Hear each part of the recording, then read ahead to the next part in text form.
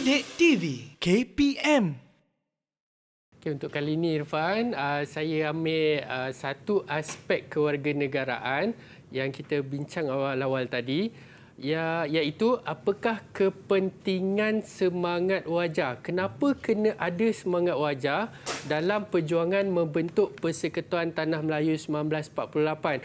Saya rasa semua boleh fikir kot, kalau kita tak ada semangat, tak wujud Persekutuan Tanah Melayu. Tak wujud, setuju. Kalau tak wujud Persekutuan Tanah Melayu, kita tak merdeka. Kalau tak merdeka, tak bentuk Malaysia. Kalau Malaysia tak bentuk, kat mana kita, Irfan? Betul. Sebab itu pentingnya ada semangat wajah dalam memperjuangkan segala benda.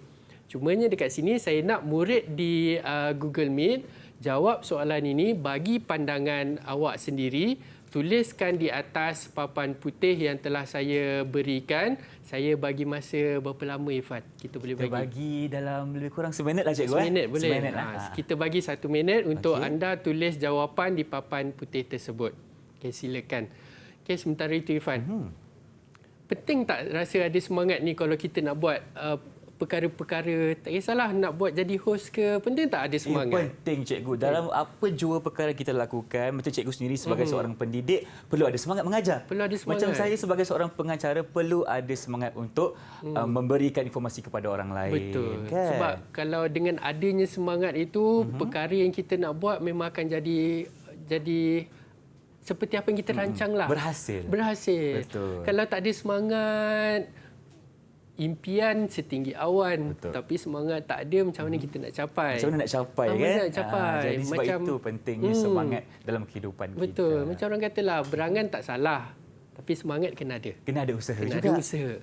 Itu maksud dia. Okey, baik. Jadi sekarang ni Irfan rasa mereka pun dah bersedia dengan jawapan. Mungkin kita boleh tanya sekarang ni, cikgu, apakah kepentingan semangat wajah dalam perjuangan PTM, Persekutuan Tanah Melayu? Okey, kita tunjuk jawapan Natasha dulu. Natasha boleh tunjukkan jawapan awak? Boleh baca, Irfan? Irfan bacakan ke? Baca, Irfan. Baik. Tolong bacakan. Jawapan Natasha yang diberikan adalah menjaga kedudukan istimewa orang Melayu dan kepentingan sah kaum lain. Okey, nanti kita tengok saya Baik. bagi betul ke tidak. Okey, bagi seterusnya Nurin. Okey, cikgu nak saya baca juga ke? Boleh. Baik. Dari Nurin, jawapannya adalah merosakkan perancangan British untuk melemahkan orang Melayu. Okey, Nurin. Yang ketiga, jawapan Aisyah. Angkat dulu, Aisyah. Okey, mengembalikan kedudukan dan kuasa Raja-Raja Melayu. Okey, dan yang terakhir, jawapan Riz. Sila pusingkan papan putih, Riz, kepada Abang Irfan, memperjuangkan maruah bangsa. Ya, memperjuangkan maruah bangsa. Macam mana, cikgu? Berdasarkan jawapan Nak mereka, bagi apa ke komen tidak, cikgu? Bolehlah, Riz, bolehlah. Dia angkat-angkat kening tu bolehlah bagi 2. Dua Riz untuk bolehlah Riz? bagi 2. Okey, 2 untuk Riz. Yang lain, cikgu? Ya, sebab jawapan Riz ni secara keseluruhan ni maruah bangsa kita diperjuangkan, dijaga. Sebab tu kena ada semangat. Walaupun satu ayat tapi merangkumi semuanya, cikgu. Nanti lepas ni saya akan komenlah jawapan Okey, boleh, dari sudut cara menjawab peringkat SPM. Baik. Setakat ni jawapan itu kita terima. Kita terima.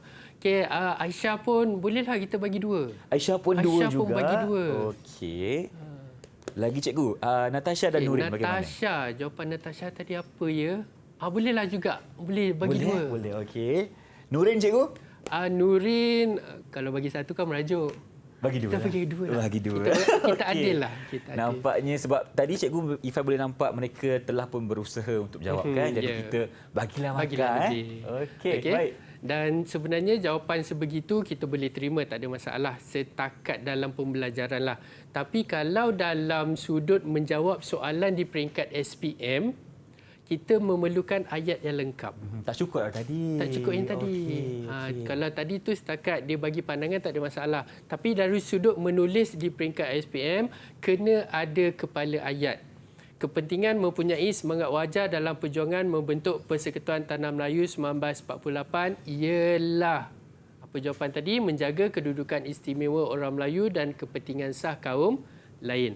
Sebegitu jawapan dia. Kena ada ayat penuh, Ya, ayat kena penuh. ambil balik dari soalan dan kita masukkan kepada awal jawapan. Ya, betul. Kita nak jadikan dia sebuah ayat yang lengkap. Baik. Kalau terus jawapan macam murid tadi tu, ada agak kurang sikitlah markah dia. Jadi cikgu untuk soal jawapan yang seterusnya kena tambah perdana wacana ke? Betul. Seperti bahasa Melayu. Seperti bahasa Melayu. Sama juga. Baik, baik. Okay? Sebab kita nak perlukan ayat yang lengkap. Kalau ayat tak lengkap, dia ada denda sikit kat situ. Okey.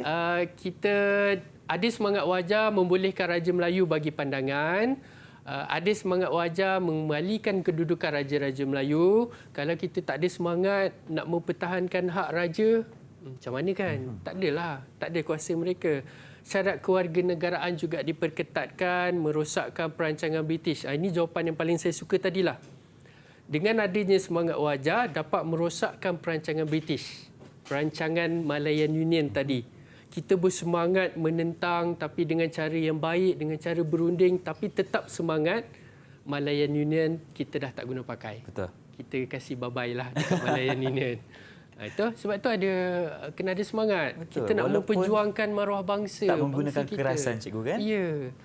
Kita tak payah kekerasan, Irfan, sebenarnya. Dengan berunding, dengan kata-kata sebenarnya. Itu adalah paling tajam sekali. Okay? Dan sebenarnya dengan semangat jawapan-jawapan tadi juga, itu juga sebenarnya adalah kesan. Okay? Dia ada dua dalam satu. Okay, kenapa perlu ada semangat? Jawapan itu juga boleh diguna pakai untuk soalan kesan. Apakah kesan penubuhan Persekutuan Tanah Melayu 1948? Inilah jawapan-jawapan tadi. Sama juga. Sama kan? Sama, cikgu. Sama je. Cuma satu je lain. Mewujudkan kerjasama kaum. Okey. Okay? Sebab kita telah bekerjasama antara kaum untuk menjadikan tanah Melayu kita ini sebuah tanah Melayu hak kita. Walaupun bukan sepenuhnya. Tapi dengan perjanjian Tanah Melayu 1948 ini telah merintis jalan ke arah kemerdekaan. Okay, kita dah sikit lagi nak sampai. Sikit lagi dah nak merdeka. Itulah kesan. Dan juga antaranya juga membuka ruang kewarganegaraan. Sebab ini juga antara perkara konflik antara bersama-sama rakyat di Tanah Melayu ketika itu. Give and take, kata orang putih lah. Okay? Orang Melayu dapat apa, warga lain ketika itu pun dapat apa sama-sama. Baik, itulah kesan penubuhan Persekutuan Tanah Melayu 1948.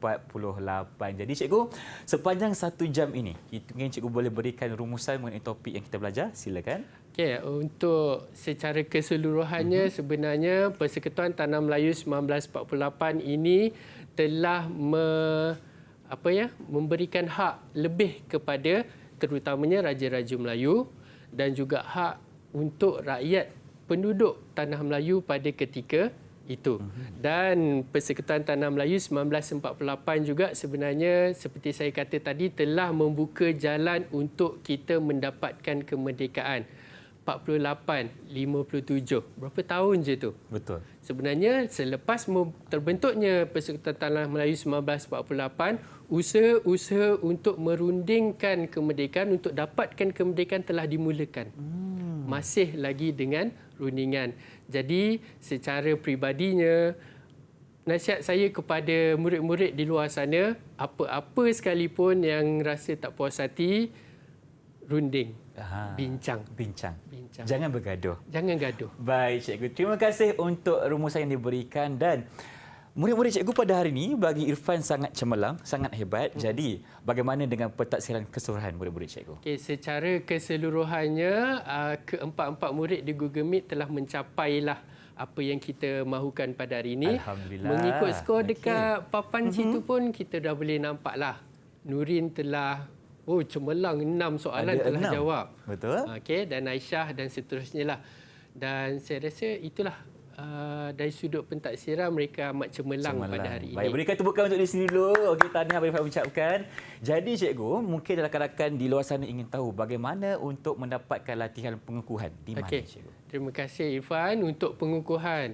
Daripada awal tadi belajar, murid-murid di rumah boleh ambil QR code ini, boleh scan. Sebab ini adalah soalan objektif Irfan tapi dalam bentuk quizzes, dalam bentuk game. Okey. Kita akan berlawan siapa ranking yang pertama dan siapa ranking yang seterusnya. Boleh scan di sini ataupun dapatkan bahan di sumberku didik.moi/dl.edu.my. Kita ada bahan latihan di sini, Irfan. Baik, cikgu. Terima kasih lagi sekali Cikgu Azhari kerana telah memberikan ilmu mengenai sejarah iaitu dari segi penubuhan Persekutuan Tanah Melayu 1948. Didik TV KPM